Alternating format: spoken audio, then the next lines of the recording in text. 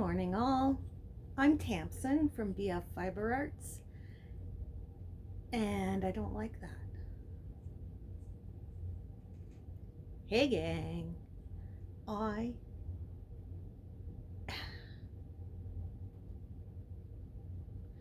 We're off to a good start. Hey, gang. I am fascinated by all things history, mystery, conspiracy, and paranormal, and I love to tell tales. So welcome to Sit and Spin. I will share with you a tale that has fascinated me while I spin. So grab yourself a coffee if you just want to watch, grab yourself some fiber if you want to spin along, and let's do Sit and Spin. Today, I'm going to be flip carding and spinning from the locks with some Cotswold that I have from a sheep named Chloe. It has been lightly scoured, so it could be a bit sticky, but I am going to spin it anyways. So, let's get started. I have my coffee, and we're ready to go. So let's spin a yarn.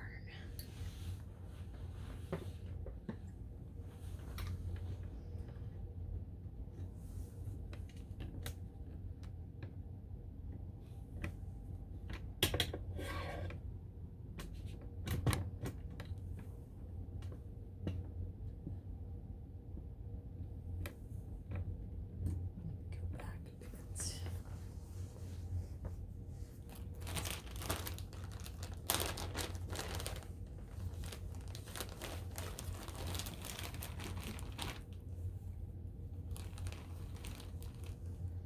Today, we're going to talk about the Georgia Guidestones.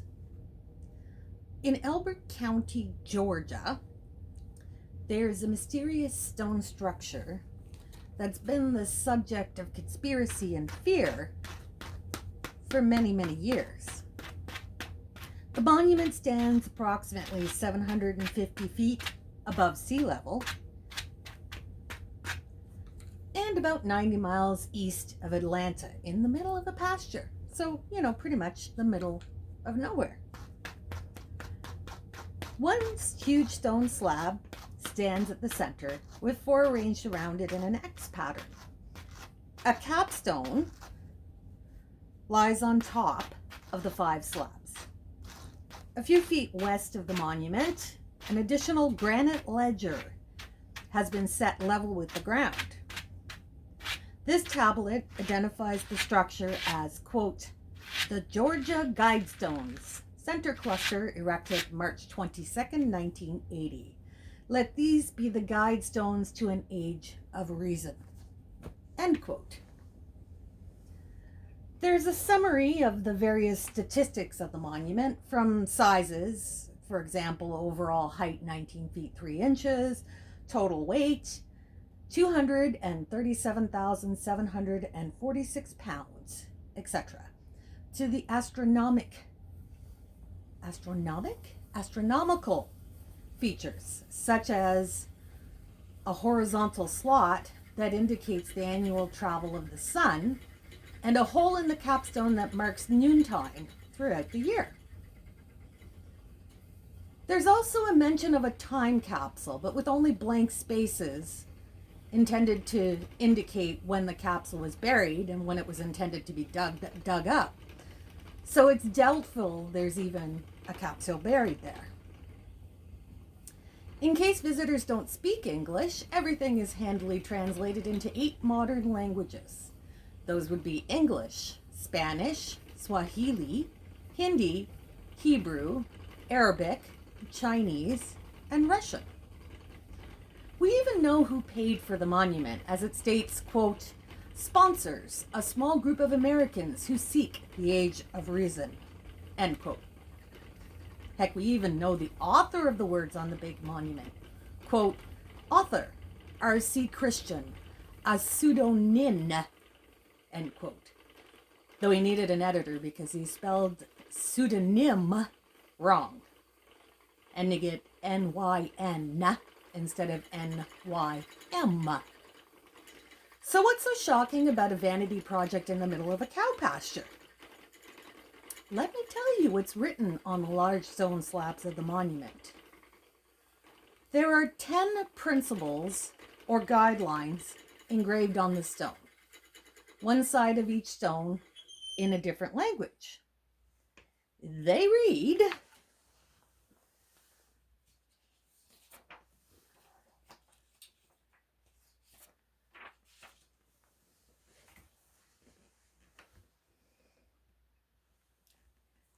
number 1, maintain humanity under 500 million in perpetual balance with nature. Number 2, guide reproduction wisely, improving fitness and diversity. Number 3, unite humanity with a living new language. Number 4, rule passion, faith, tradition, and all things with tempered reason. Number 5, protect people and nations with fair laws and just courts. Number 6, let all nations rule internally, resolving external disputes in a world court. Number 7, avoid petty laws and useless officials. Number 8, balance personal rights with social duties. Number 9, prize truth, beauty, love, seeking harmony with the infinite. Number 10, be not a cancer on earth. Leave room for nature. Leave room for nature.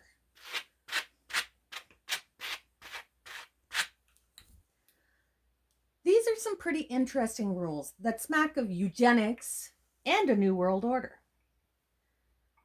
But even more interesting is how the monument came to be built.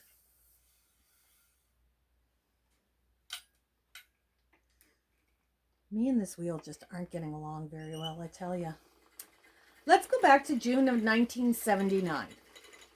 Joe Fendley, the president of the Alberton Graniting Finishing Company, was approached by an elegantly dressed man who gave his name as Robert C. Christian. Christian wished to commission a megalithic structure made of 16-foot tall stones, able to withstand natural and man-made disaster, that would act as a compass, clock, and calendar. He also stated that Robert C. Christian was a fake name, and that he represented someone from outside the state who wished to remain anonymous in perpetuity. They had chosen Alberton because the city's granite was the finest in the world.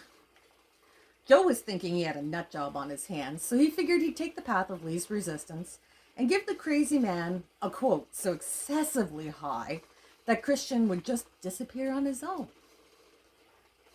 But Christian accepted the quote. He asked Joe for a local banker, and Joe turned him over to Wyatt C. Martin, the president of the Granite City Bank.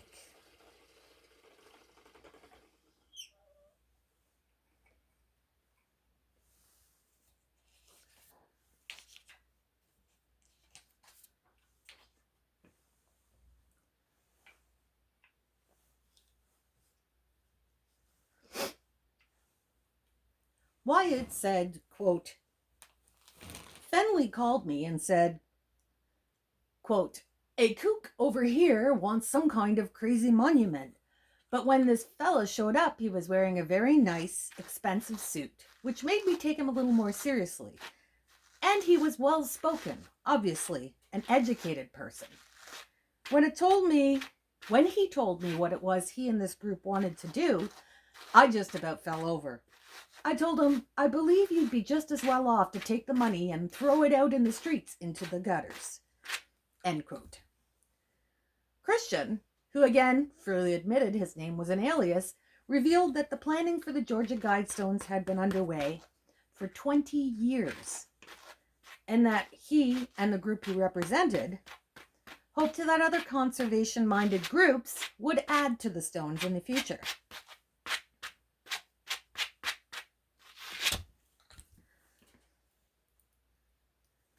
Despite Wyatt and Joe trying to talk him out of it, Christian promised to return after the weekend and exited the city in a private charter plane, again lending credence to him having the finances for the project. When Christian did indeed return on Monday, Wyatt, of course, needed a real name and evidence that R.C. Christian had the financial means. They agreed on a lifelong non-disclosure on Wyatt's part, with the destruction of all documents once the project was complete. Yeah, that's not sketchy at all. Wyatt said, quote, he said he was going to send the money from different banks across the country because he wanted to make sure it couldn't be traced. He made it clear that he was very serious about secrecy, end quote.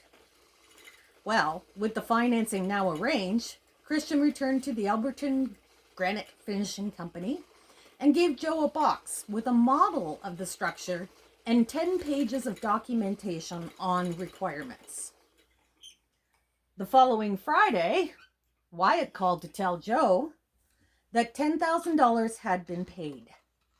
So Joe shrugged and got to work. Who is he to deny work just because the boss was crazy?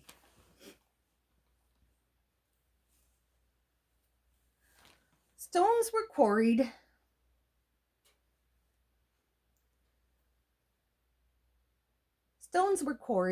Cleaned, and smoothed. Master stone cutters were brought in for the project.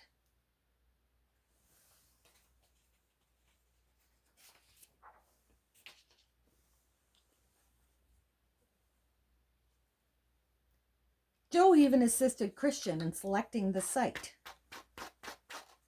Wayne Moulinex was the lucky winner, and he was paid $5,000 for the site as well as lifetime cattle rights on the land. He even scored the contract to lay the foundation. Everything was coming together, and from this point on, no one ever saw Christian again. As this was before the internet, Christian communicated by mail, and Wyatt would note that the letters were never mailed from the same location twice.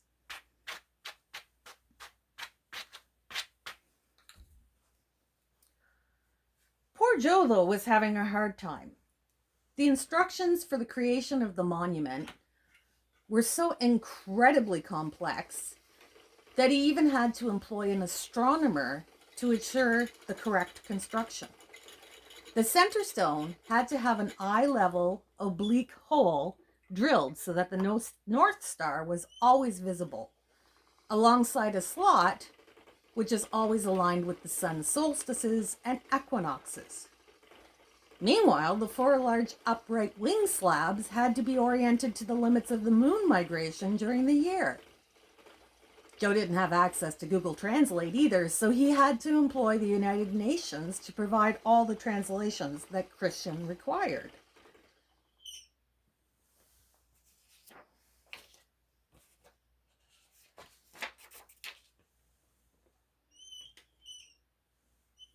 And the controversy was already beginning.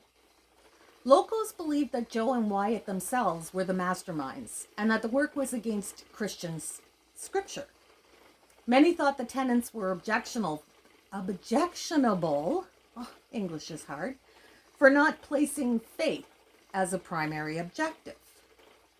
Such was the uproar that both men decided to take lie detector tests at the Alberton Civic Center to publicly prove they were not involved and that they did not know who R.C. Christian was. The tests were witnessed by reporters from the Alberton Star. Both men passed convincingly. A local minister, James Travenstead, raged that the stones were for sun worshippers, cult worship, devil worship, probably all at the same time.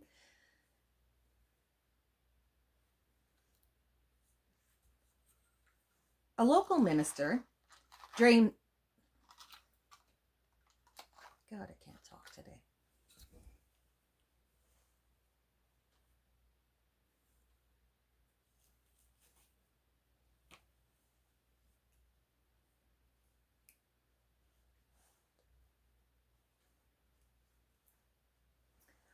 A local minister, James Travenstead, raged that the stones were for sun worshippers, cult worship, and devil worship, probably all at the same time in his head, and added that occult groups would flock to the city and someday a sacrifice would take place there. The sensational outrage was fed even more when one of the men working on the stones, a guy named Charlie Clamp, claimed to have heard strange music and disjointed voices while sandblasting the rocks. Okay, Charlie, whatever you say. Hey, is that a new car you're driving? Where'd you get the money for that, Charlie? Sorry, small town conspiracies. I love them. But despite the hysterics, the Georgia Guidstones were officially unveiled on March 22nd, 1980. How many people showed up differs with each account, some claiming as few as 100, others as many as 400. Regardless of who showed up that first day, soon tourists came flocking. And yes, there were witches, druids, and ceremonial magicians, Native American, Christian, and pagan groups. There were also visitors from China, Japan, India, basically from everywhere.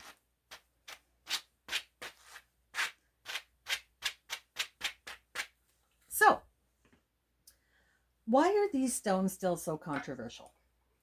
Well, take the first tenet. Maintain humanity under 500 million in perpetual balance with nature. That sounds vaguely threatening, like the world population should be culled. But let's go back a minute and remember the time when the stones were erected.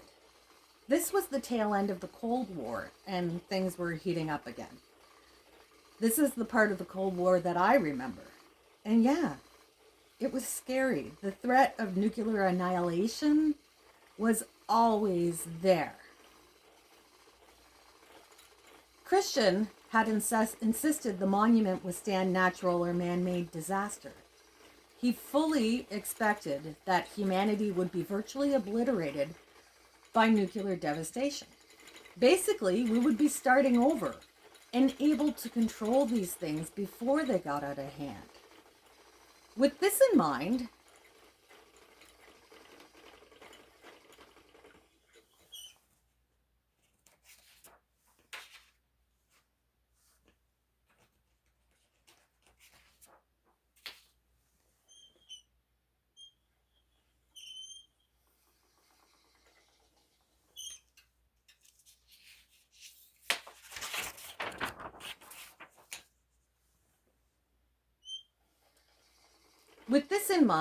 the second tenet of wise reproduction to improve fitness and diversity that is likely seen in our current times as eugenics would be common sense in a post-nuclear world. But can we assume that the mysterious R.C. Christian had such stellar motives? Maybe if we knew who he was or any of his history. But only one man truly knew Christian, and that was Wyatt C. Martin. Wyatt maintained contact, and the two men became friends. They shared letters and would meet for dinner in Athens periodically. The last time Wyatt heard from his friend, though, was in 2001, around the time of the September 11th attacks. Don't get too excited. It may not be connected. Christian, at the time, was in his 80s, so Wyatt assumed Christian had just passed away, which is a fair assumption. The timing could just be sheer coincidence. Despite his promise, Wyatt had never actually destroyed the documentation surrounding the Georgia Guidstones. He had actually kept all the paperwork in his garage. Though he wouldn't speak a word about it, he planned to take its secret to his grave. But when he heard talk of the Guidestones relating to the New World Order and secret societies,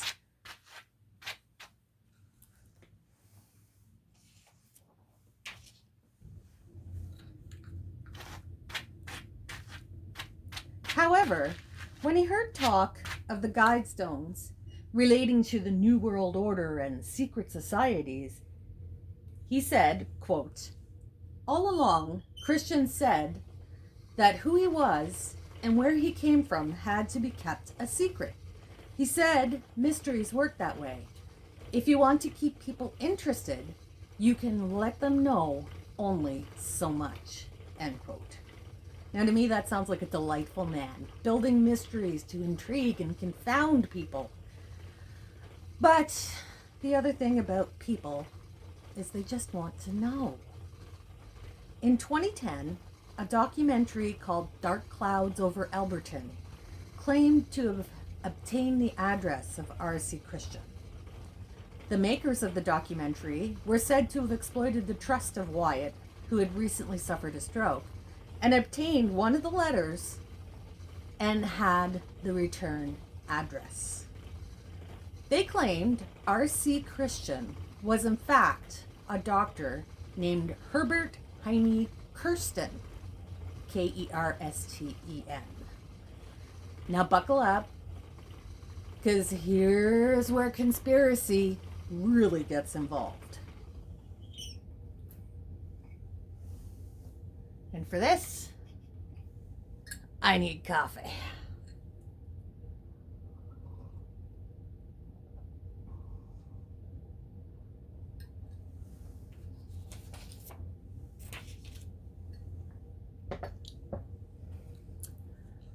All right, let's talk about this Herbert Heine Kirsten. He was a man who openly praised David Duke, the former Grand Wizard of the Knights of the Ku Klux Klan. Yeah, that turd of a human. It was also claimed that Kirsten was an open racist and had stated his intention to create a monument to prove the superiority. It was also claimed that Kirsten was an open racist and had stated his intention to create a monument to prove the superiority of the white race. Kirsten was also friends with William Shockley, a Nobel Prize-winning physicist who became known for his belief in scientific racism and that whites were genetically superior. So yeah, another turd of a human. Now here's the full connection to R.C. Christian. Kirsten was said to be friends with publisher Robert Merriman.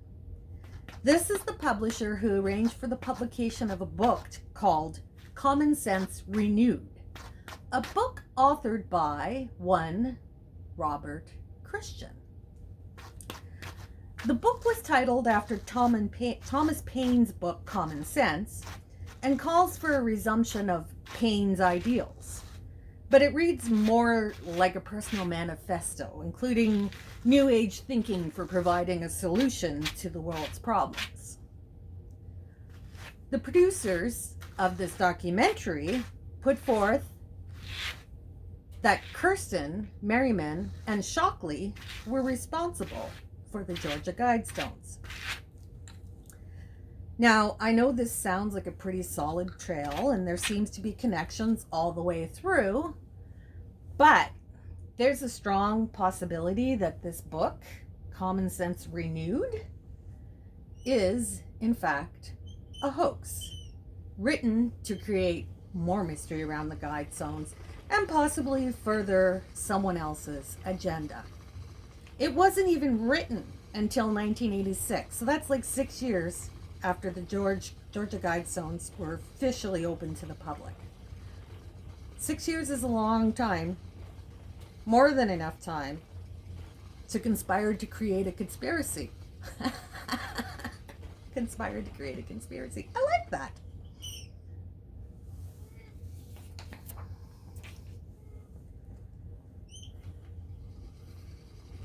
So further, it seems doubtful that racists would include Hebrew, Arabic, and Swahili as languages on the stones. Nor would they make a plea for commitment to nature, a united humanity, and international cooperation, which are part of the stone's tenets. The internet has given new life to the theories of the Georgia Guidestone. Perhaps people were threatened by a call for unity, reason, and a new age of enlightenment. Maybe that bogged down the real purpose of the stones in allegations of Satanism and age-old threats of a one-world government. The internet has given new life to the theories, conspiracy theories, of the Georgia Guidestones. Perhaps being threatened by a call for unity, reason, and a new age of enlightenment had caused people to bog down the real purpose of the stones in allegations of Satanism and the age-old threats of a one-world government. Perhaps the entire affair was an elaborate hoax, one that generates revenue and income for many involved. Or maybe, just maybe, an independently wealthy RC Christian merely wanted to promote his message and decided to create a mystery to do so, there being no shadowy group of patriots at all. No matter the truth, the mystery of the Georgia Guidestones, no matter the truth, the mystery of the Georgia Guidestones, like the slabs themselves, looks set to stand for a very long time to come. I encourage you to look into it. There's fascinating conspiracy theories. And the monument itself looks crazy cool. So I hope you enjoyed a good yarn. And if you're still here,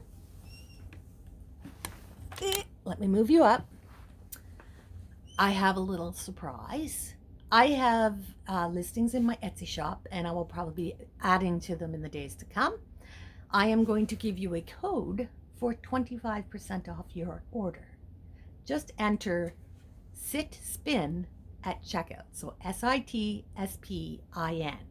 for 25% off. So I have a surprise for you. I'm going to be adding more listings to my Etsy shop, hopefully in the next few days. So if you use the code SITSPIN at checkout, you will get 25% off your order. So that is SITSPIN, SITSPIN, to receive 25% off your order. There's no limits beyond what's in the shop, so feel free to use the code, and I'll ship anything that's ordered anywhere in the world. So thanks for joining me today, and I will see you next time.